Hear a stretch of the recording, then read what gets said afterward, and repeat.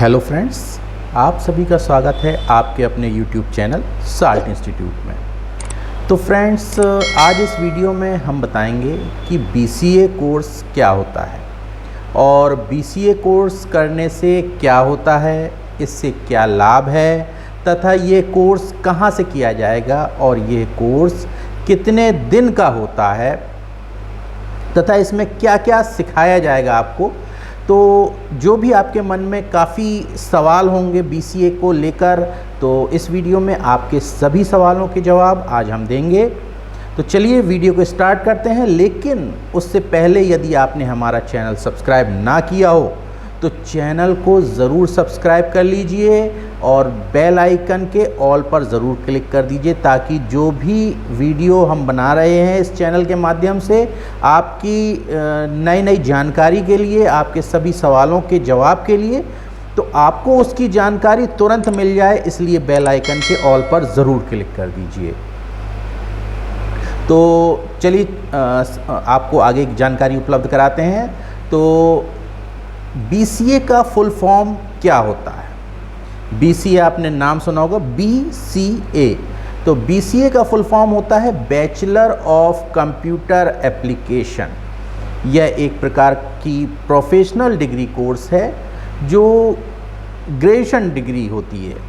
तो यह एक टेक्निकल कोर्स है, इसमें कंप्यूटर एप्लीकेशन के बारे में पढ़ाया जाता है और कंप्यूटर साइंस के बारे में पढ़ाया जाता है। आपको कोई अन्य डिग्री कोर्स करने की आवश्यकता नहीं होती है। यानी आप सोचें कि हमें ग्रेजुएशन के लिए बीए या बीकॉम या बीएससी ये करना होगा, तो ऐसा नहीं है। बीसीए भी एक डिग्री कोर्स है। लोगों के मन में एक भ्रम है कि ये एक कंप्यूटर का कोर्स है, तो कंप्यूटर कोर्स है, लेकिन साथ साथ में आपका एक डिग्री कोर्स भी है जो आपकी स्नातक को कंप्लीट करने के लिए ये कोर्स होता है। तो आप अगर बीए, बीएससी, बीकॉम नहीं किए हैं तो आप ये कोर्स करें। एक प्रोफेशनल डिग्री कोर्स है, डिग्री कोर्स है।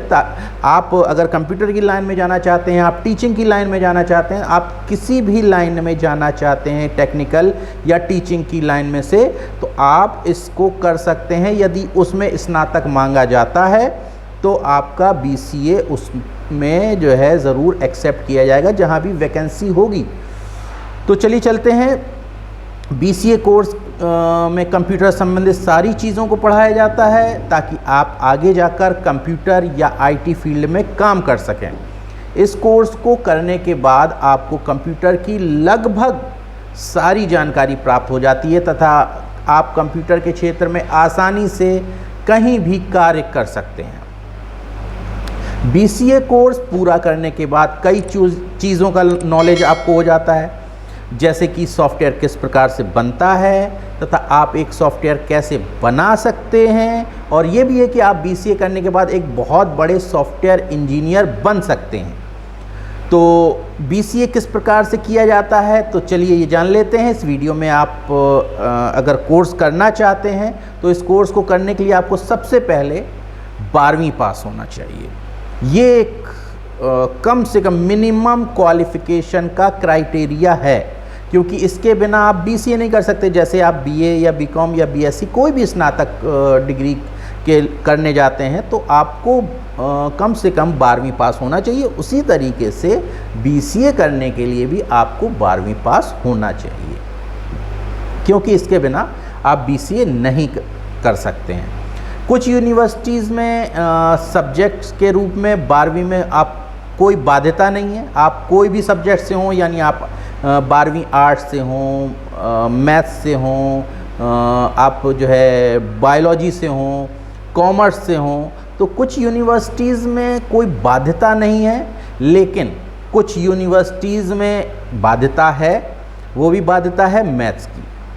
यानी आप 12वीं में मैथ लिए होंगे, मैथ आपने पास की होगी, उसमें एक सब्जेक्ट रहा होगा मैथ का, तभी आपको बीसीए में उन यूनिवर्सिटीज़ में एडमिशन मिलेगा जिनकी रिक्वायरमेंट है कि आप 12वीं में मैथ किए हो। ठीक है, क्योंकि बीसीए कोर्स में मैथ का भी एक पेपर होता है और दूसरी चीज़, प्रोग्रामिंग एक ऐसा सब्जेक्ट है जिसमें आपको मैथ में थोड़ा सा अच्छा जो है होना चाहिए, क्योंकि कुछ जो है कहते उसमें जो नियम होते हैं प्रोग्राम बनाने के, तो उसके हिसाब से अगर आप मैथ लिए होंगे तो आपको आसानी से वो समझ में आ सकते हैं। हाँ, आप अगर नहीं लिए हैं तो थोड़ी सी दिक्कत आएगी, आपको थोड़ा पढ़ना पड़ेगा, लेकिन अगर मैथ लिए होंगे तो आपके लिए बेहतर है। तो कुछ यूनिवर्सिटीज़ ने तो कोई बाध्यता नहीं रखी, लेकिन कुछ यूनिवर्सिटीज़ ने बाध्यता रखी है कि आपके 12वीं में मैथ होनी ही होनी चाहिए। ये एक प्रोफेशनल डिग्री कोर्स है। इसको करने के लिए आपका हमने बता दिया जैसे कि 12वीं पास आउट होना चाहिए। BCA कोर्स करने के लिए आपके 12th या इंटरमीडिएट में कम से कम 45 से 55% मार्क्स होने चाहिए, लेकिन कुछ यूनिवर्सिटीज़ 60% से अधिक मांगती हैं। कम से कम 60% तो होना ही चाहिए।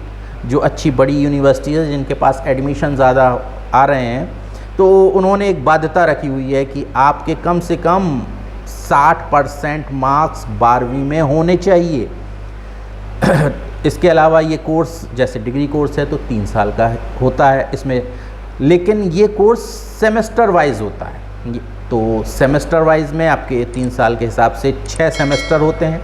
इस कोर्स को आप किसी भी यूनिवर्सिटीज़ के कैंपस या यूनिवर्सिटी से संबद्ध कॉलेजेस से कर सकते हैं, लेकिन आपको इसको रेगुलर करना चाहिए, क्योंकि ये एक प्रोफेशनल डिग्री कोर्स है। अगर आप इसको लेकर आगे भविष्य बनाना चाहते हैं कि हम कंप्यूटर लाइन में प्रोग्रामिंग में अच्छा भविष्य बना सकें, तो आपको इसको पढ़ना चाहिए। बिना पढ़े आप इसको कर नहीं सकते। तो इसलिए आपको इसको रेगुलर करना होगा। आप ये ना सोचें कि हमने एडमिशन ले लिया और हमें डिग्री मिल जाएगी, हमें हमारे मार्कशीट मिल जाएगी। तो उसका करने का फ़ायदा क्या है? हो सकता है कोई दे दे, कोई यूनिवर्सिटीज़, प्राइवेट यूनिवर्सिटीज़ दे दे, तो लेकिन उसको करने का फ़ायदा क्या होगा? यदि आप रेगुलर नहीं होंगे तो उसको करने का फ़ायदा क्या? तो इसलिए आपको ये कोर्स रेगुलर किसी कॉलेज में, कंप्यूटर कॉलेज में, कंप्यूटर इंस्टीट्यूट में जो यूनिवर्सिटी से संबद्ध होते हैं, बहुत से कंप्यूटर इंस्टीट्यूट यूनिवर्सिटी से संबद्ध होते हैं, या बहुत से डिग्री कॉलेज होते हैं जहां कंप्यूटर का जो है कोर्स चलाया जाता है, वहाँ BCA, BSc IT वगैरह, MCA वगैरह के कोर्स होते हैं, या फिर यूनिवर्सिटी कैंपस से आप वहाँ रहकर आप करें, रेगुलर जाएं, तभी आप रेगुलर क्लास अटेंड करेंगे, तभी आपको कुछ समझ में आएगा। अन्यथा इस कोर्स को करने का कोई लाभ आपके लिए नहीं है। आप मात्र डिग्री लेकर रख सकते हैं, लेकिन प्रोफेशनली उसका कोई आप उपयोग नहीं कर पाएंगे। अच्छा, अब BCA कोर्स की फ़ीस के बारे में जान लेते हैं कि इसकी फ़ीस क्या है। तो BCA कोर्स की जो फ़ीस है तो वो अलग अलग कॉलेज और यूनिवर्सिटीज़ के आधार पे अलग अलग है। किसी कॉलेज में कोई फ़ीस है, किसी कॉलेज में कोई फ़ीस है। जैसे तो मान के चलें लगभग किसी कॉलेज में 30,000 से लेकर 50,000 पर सेमेस्टर तक ये फ़ीस है। मतलब पर सेमेस्टर, एक साल की फ़ीस नहीं, एक सेमेस्टर की फ़ीस बता रहे हैं, और 6 सेमेस्टर हैं। तो किसी कॉलेज में 30,000 भी है, किसी में 25,000 भी है, किसी में 50,000 भी है। तो वो उसके जो है कॉलेज के ऊपर निर्भर करता है या यूनिवर्सिटीज़ के ऊपर निर्भर करता है। तो अगर आप BCA करना चाहते हैं तो पहले तो आप जाकर उस कॉलेज में पता करें, उस कंप्यूटर इंस्टीट्यूट में पता करें कि उसकी फ़ीस क्या है। जब पूरी जानकारी आपको मिल जाए तभी आप एडमिशन लें कि सेमेस्टर वाइज फ़ीस क्या है।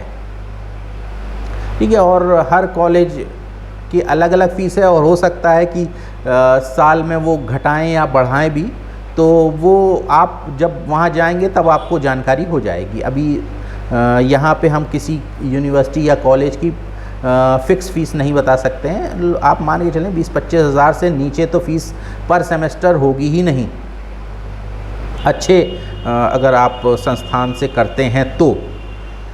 अब बात होती है कि इसमें BCA में सिखाया क्या जाता है, यानी आप एडमिशन लेने जा रहे हैं तो उसमें सिखाया क्या जाता है, आपको पहले से कुछ नॉलेज हो कि इसमें ये चीज़ें सिखाया जाता है और हम इस लाइन में अपना भविष्य बना सकते हैं। तो कुछ आपको नॉलेज होना चाहिए कि सब्जेक्ट क्या है। आप जैसे 12वीं में एडमिशन लिया, आपने 11वीं में एडमिशन लिया तो आपको पता है कि आप कॉमर्स लाइन ले रहे हैं तो इसमें ये एक चीज़ आएगी। आप बायो ले रहे हैं तो बायो क्या सब्जेक्ट है, आपका जो है कि मैथ ले रहे हैं तो आपको पता है कि मैथ का सब्जेक्ट है। उसी तरीके कंप्यूटर में एक सब्जेक्ट नहीं है, कई सब्जेक्ट हैं, एक अकेला सब्जेक्ट नहीं है, बहुत सारे सब्जेक्ट हैं।